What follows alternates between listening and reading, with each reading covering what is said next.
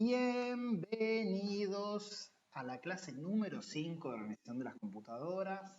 Espero que lo hayan pasado bonito en este tiempo que pasó de la clase 4 a hoy. Hoy vamos a hablar nuevamente de los procesadores. Sí, vamos a seguir hablando de los procesadores por muchas clases más. No me pongan esa cara. Es un elemento extremadamente importante y no podemos no saber cada detalle de los procesadores. No se olviden que es el cerebro de la computadora, que es lo que siempre se dice habitualmente, pero no deja de ser cierto. El procesador es el cerebro de la computadora. Todo lo que pasa en la computadora pasa por el procesador. Si tenés un cerebro lento, ¿qué pasa? La cosa no camina. ¿Bien? Así que vamos de lleno a meternos en la clase. ¿Recuerdan dónde nos quedamos la vez anterior? Nos quedamos con esta pregunta. ¿Puedo tener dos procesadores iguales que sean distintos? Bien. Eso lo pueden haber encontrado en el Classroom.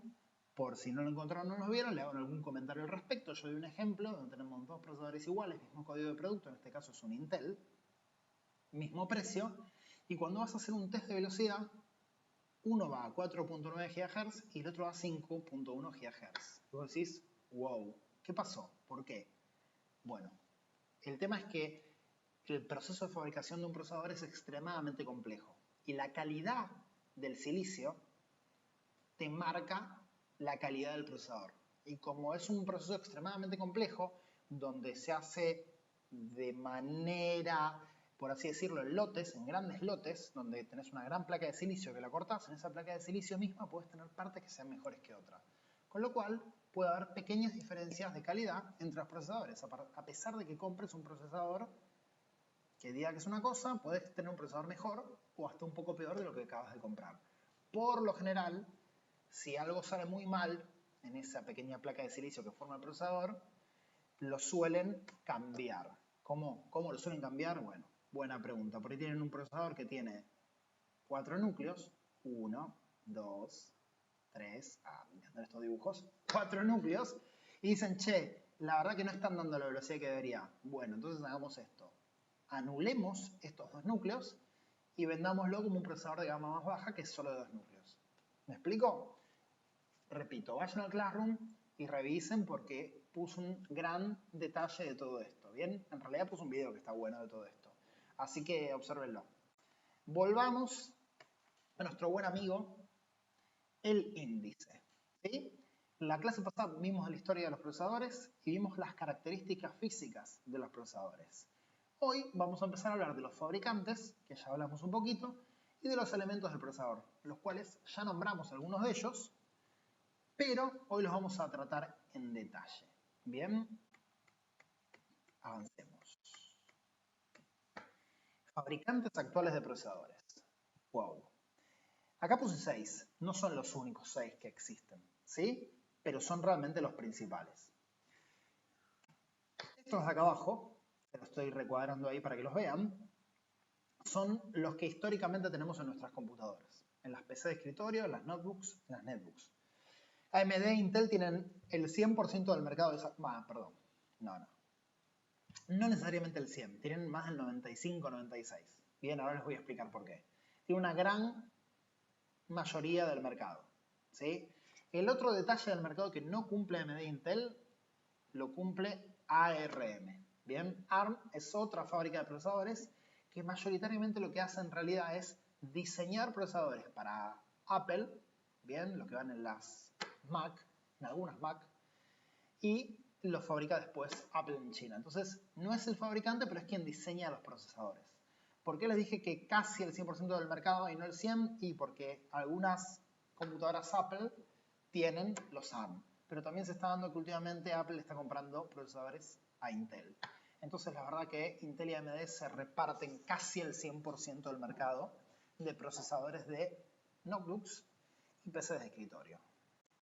¿Y estos dos fabricantes les suenan? Son muy populares, extremadamente populares. ¿Dónde los encontramos? Adivinen.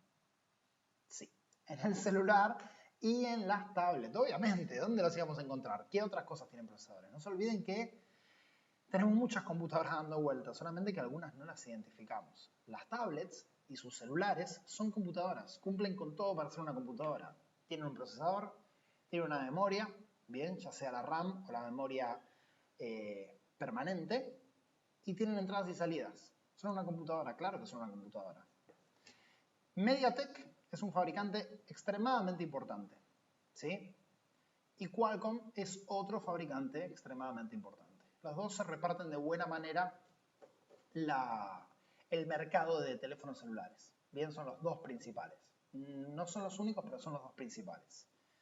Y por último, este de acá abajo es extremadamente menos conocido, pero no por eso menos importante. TSMC es una fábrica.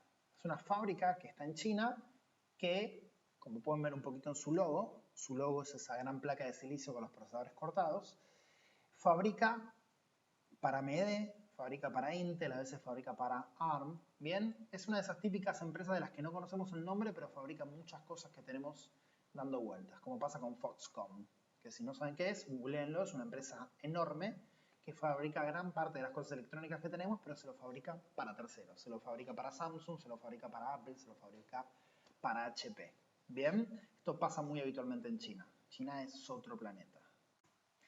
Bien, metámonos de lleno con los elementos del procesador. ¿Sí? Ya lo mencionamos antes, los procesadores tienen núcleos. ¿Bien? Lo que acá se llaman core. Tienen núcleos. ¿Qué pasaba antiguamente con estos núcleos? Los procesadores, como les mencioné en la clase pasada, en la clase 4, eran un procesador, acá lo veíamos, y era mononúcleo. Esto pasó durante mucho tiempo. Hasta finales de los 90 los procesadores eran mononúcleo. Los Pentium 4 eran mononúcleo, por ejemplo. Fueron de los últimos procesadores así potentes que quedaron mononúcleo. Tenían un solo núcleo, súper veloz, y que levantaba una cantidad de temperatura enorme. Después vamos a hablar de eso también, más adelante. Bien. ¿Qué quería decir que tenga un solo núcleo? Bien, acá empezamos con los detalles. Un núcleo es un procesador, fin.